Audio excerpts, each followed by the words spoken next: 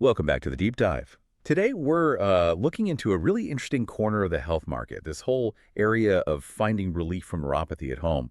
We've got a whole stack of materials here about a company, NeuroGo, and their device.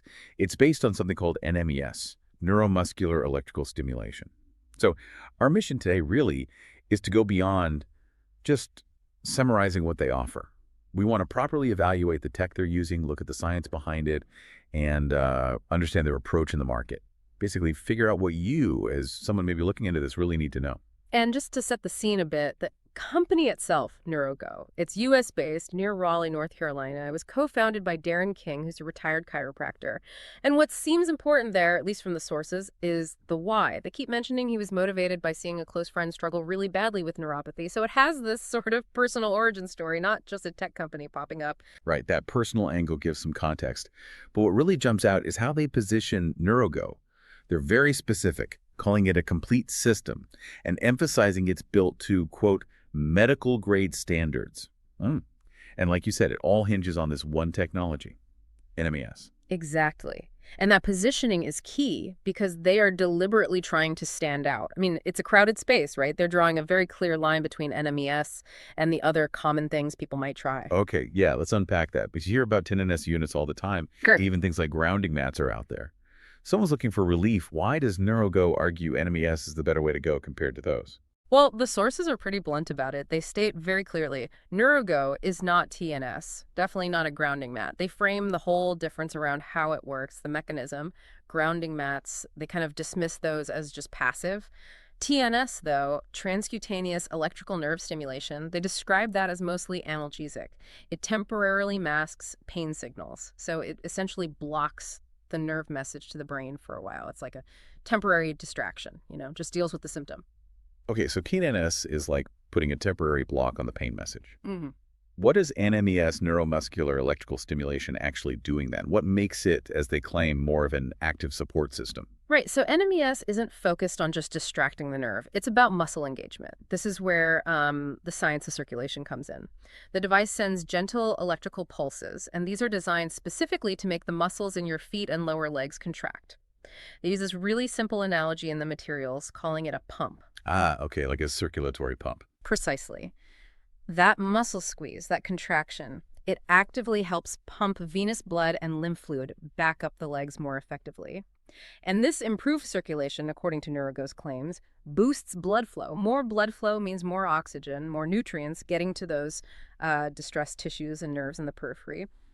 The end goal they're aiming for is what they call happier nerves, leading to less pain, less discomfort, because the underlying circulatory mechanics are being actively supported. That's quite interesting. They've essentially taken a known clinical tool, right? NMES is used in physical therapy, and they've kind of specifically targeted it for the home neuropathy audience. But is the NMES versus TNS distinction just marketing speak, or is there a real tech difference in these home devices? That's a really good question, and it gets into the weeds a bit. Look, both use electricity, obviously, but the difference usually lies in the specifics, the frequency of the pulses, the waveform shape. 10NS often uses like a higher frequency to basically overload the nerve's pain gate pathway. NMES, especially if you're targeting circulation deep down, often uses a particular lower frequency and a specific waveform. The idea is to get a good, strong, but still comfortable muscle contraction without just numbing the area or tiring the muscle out too fast. So when they say medical grade, they're likely pointing to the precision of that specific electrical pulse, the one optimized for muscle pumping, not just general nerve stimulation like a basic 10NS unit might provide. Okay, that detail about the waveform helps explain why they insist on the distinction. It's not just the idea of stimulation, but the type. Let's shift to the science then. Do they have external backup for using NMES specifically for these kinds of circulatory problems tied to neuropathy? Yes, they do point to research. The source materials mention several studies and research areas to sort of validate that, yes, NMES is a recognized field of study for these applications. They reference things like electrical stimulation as an adjunctive treatment, citing the NIH, which suggests the medical community is indeed looking into this.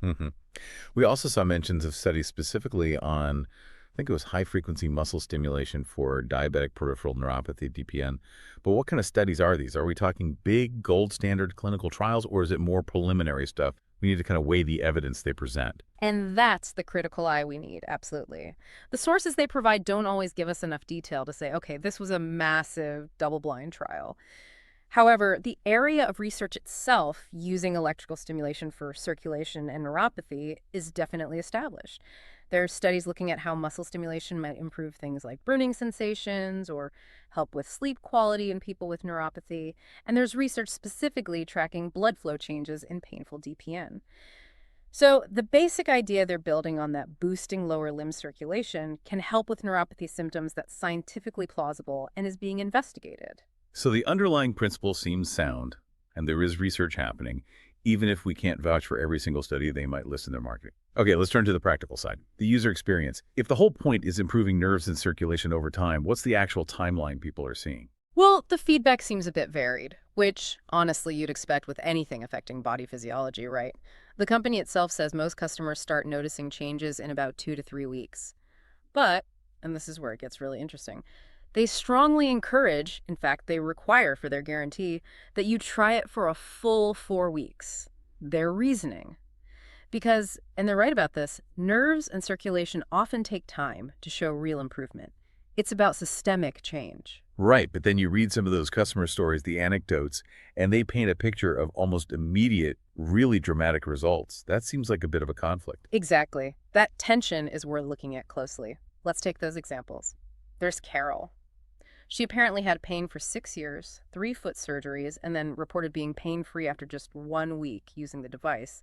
Plus, she mentioned better balance, too. I mean, 6 years of chronic pain gone in 7 days. That's a huge claim. It really is.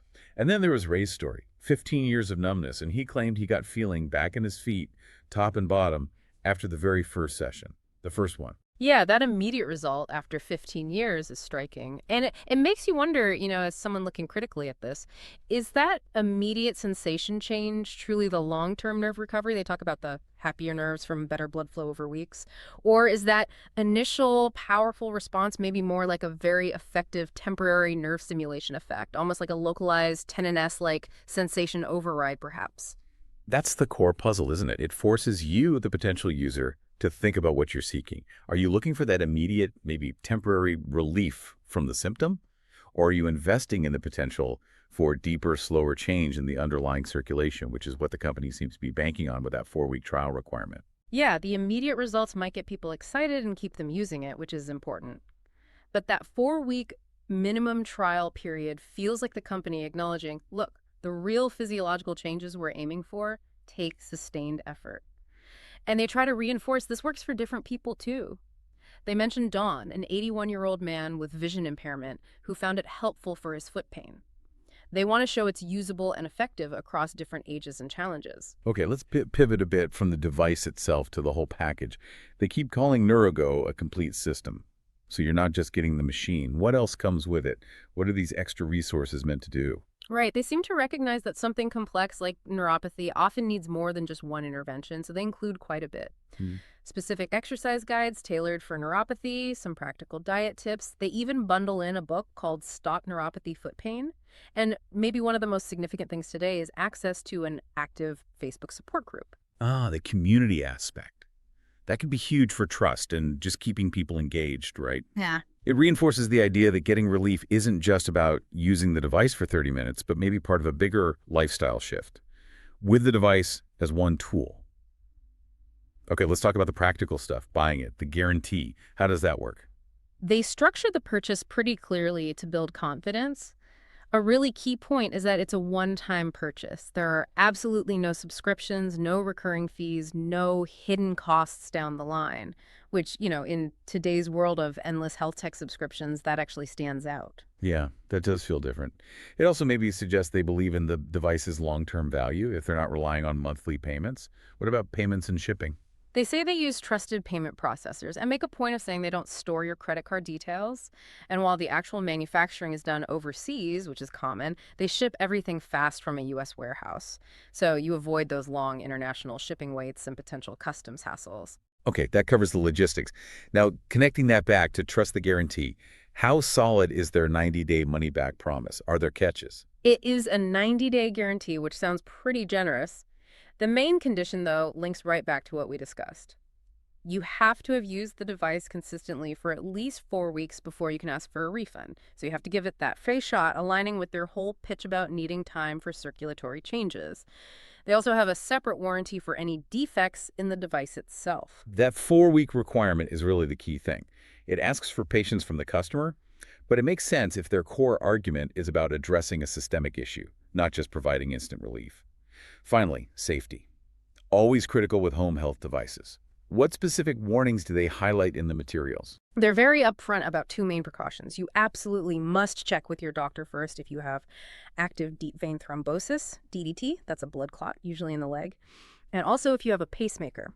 Now, they do mention that some pacemaker users might get clearance from their doctor, but this message is clear. You must consult your physician before using it if you have either of those conditions. That's pretty standard, responsible advice for any electrical stimulation device. Crucial points. It keeps it firmly in that category of home health tech, where user responsibility and checking with your doctor are essential.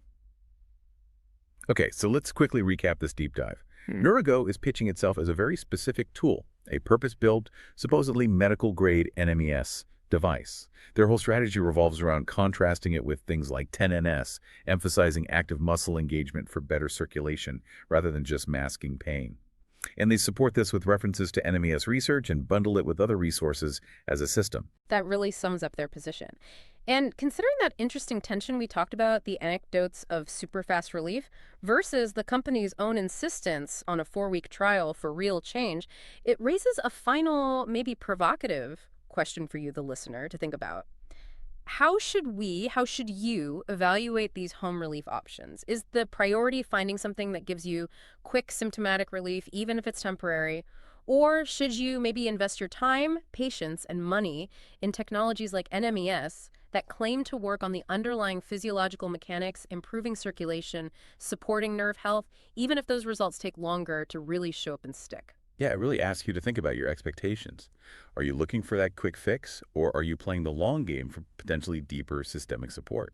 Definitely something to consider as you explore any health solution, that difference between passive relief and active support. Thank you for joining us for this deep dive into the source material.